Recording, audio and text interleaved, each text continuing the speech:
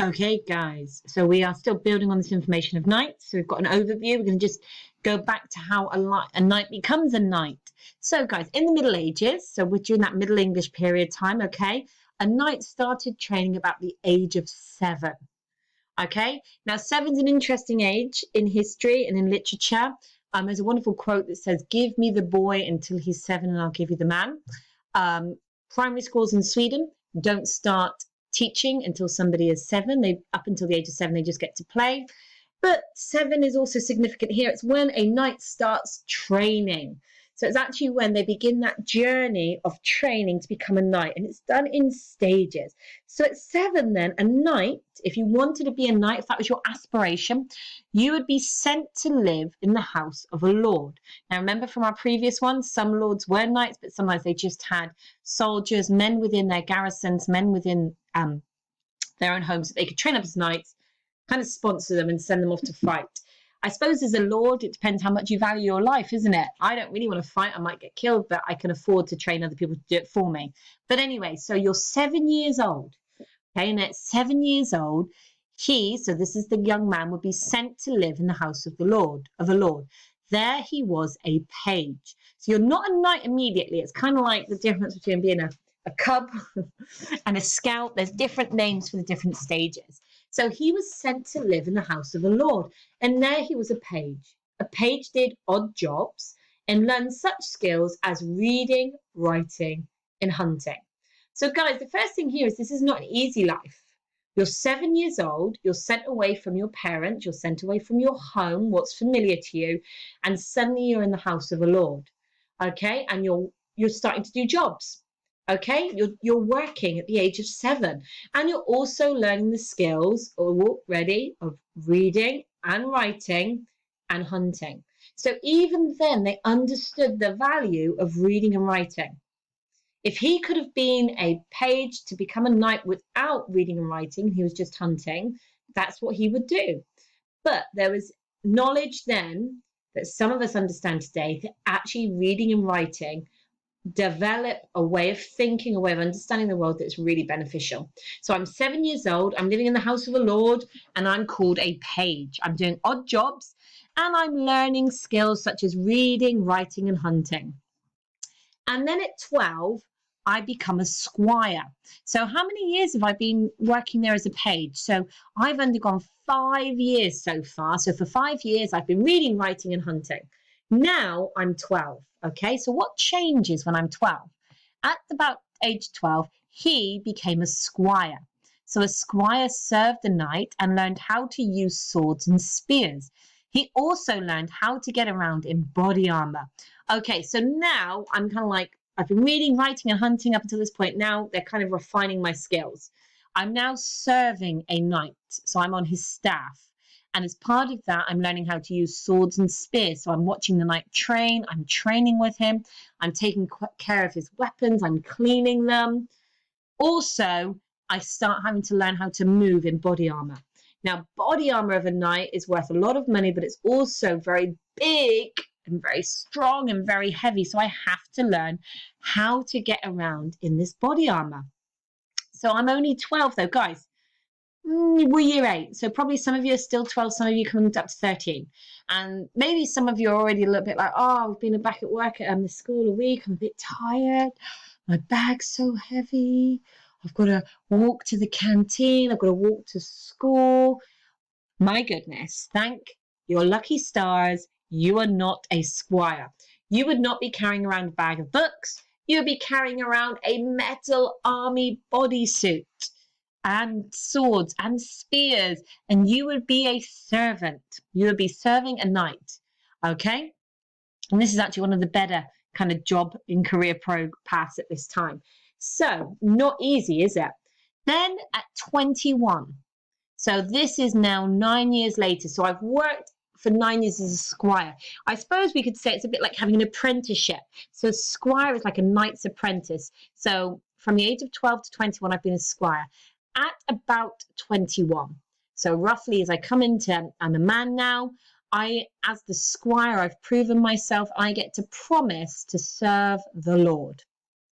And then the squire becomes a knight.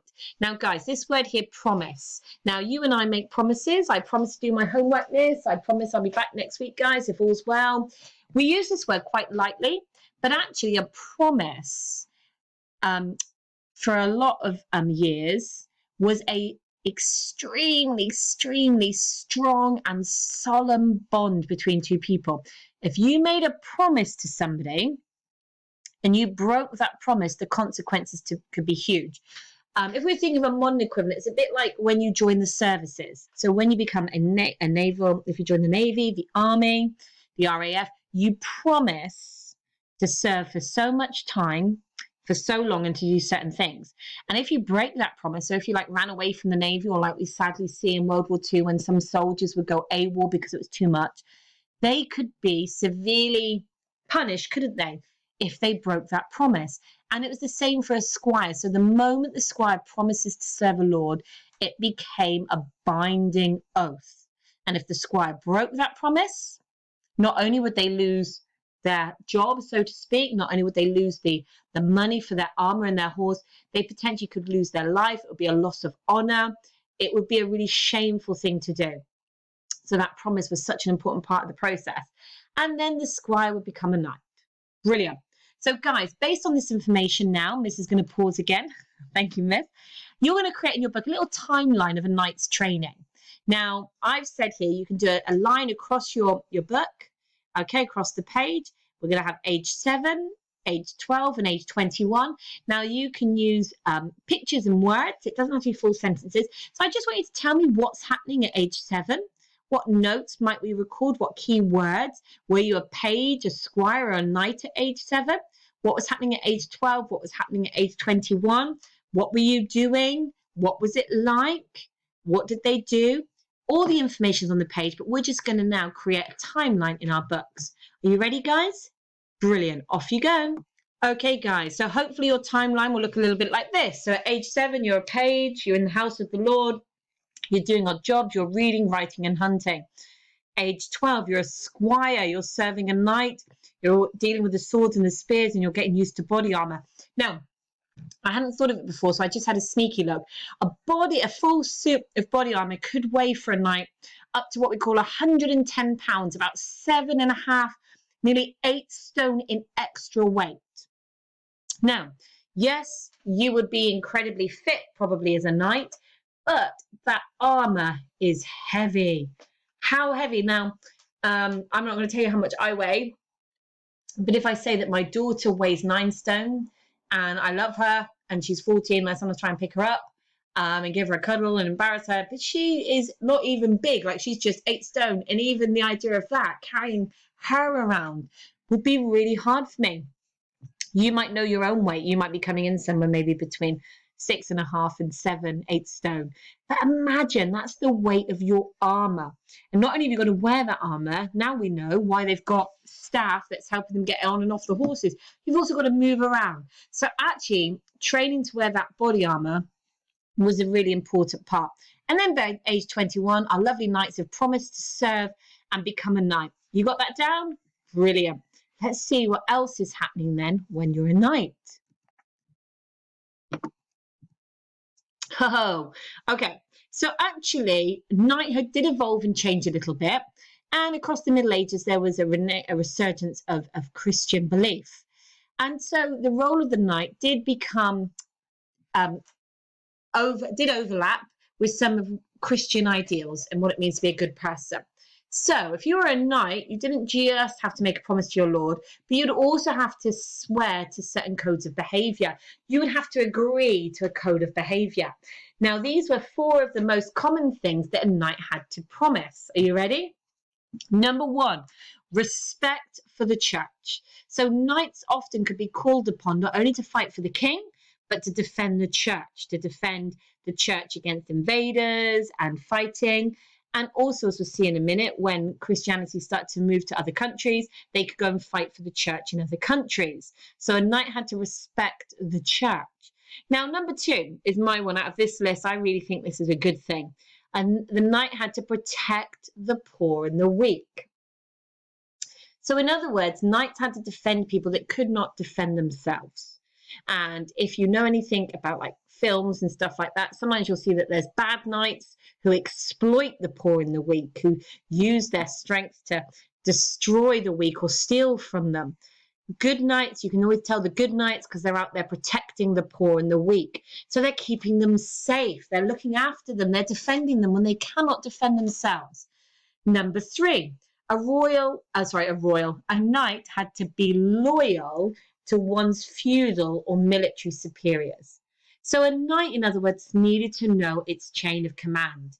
A knight needed to know who in the chain of command was higher than them. Who was their military superior? Who was their feudal superior? Now, feudal is an old-fashioned word from the Middle Ages that refers to the way society was structured.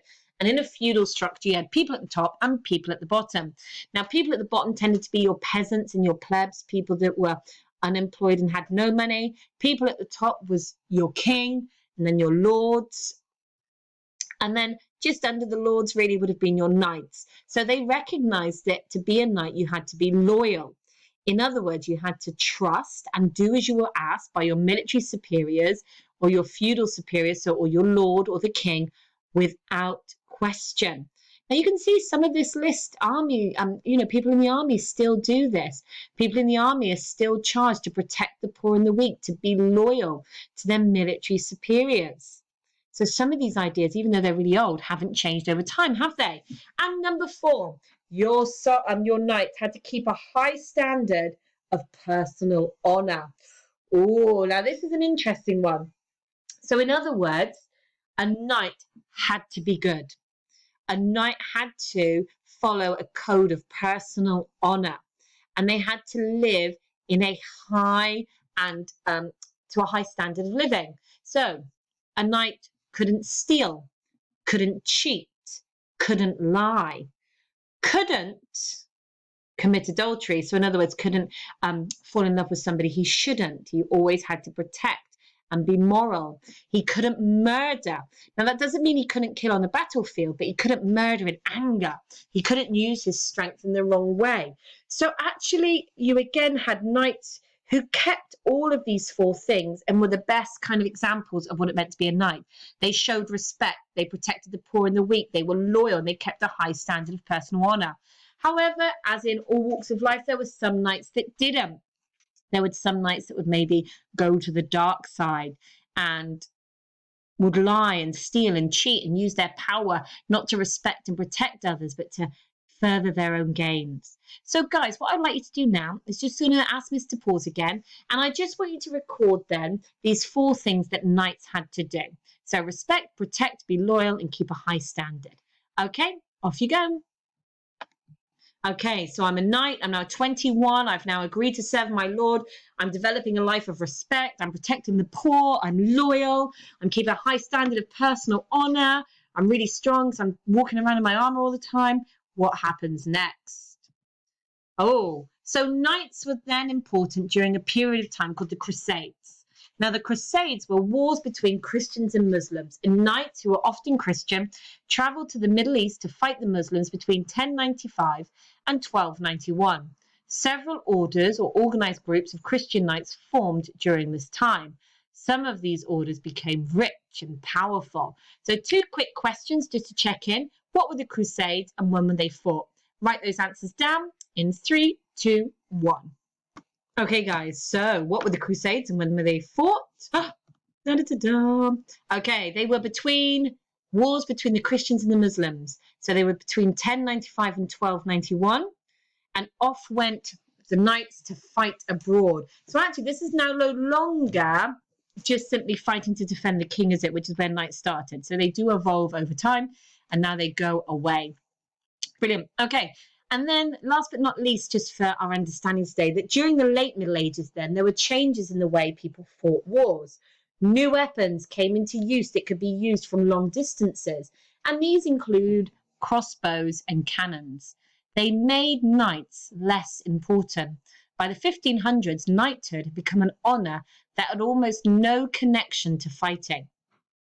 Okay, so we go through this final big change, all right? So why did knights become less important? So I want you to think about how you could summarize in your own words, only in a sentence or two, what actually happened then so that knights became less important. They were once really important in defending the king and the armies, and then something changed. So, brilliant. The new weapons. Technology, because this is really technology, the development of new inventions to make things easier and more efficient, often end up replacing people. So knights, who would be all about the hand-to-hand, the up-face combat, are replaced now by crossbows and cannons. And so their role was moving away from fighting into something else. Brilliant.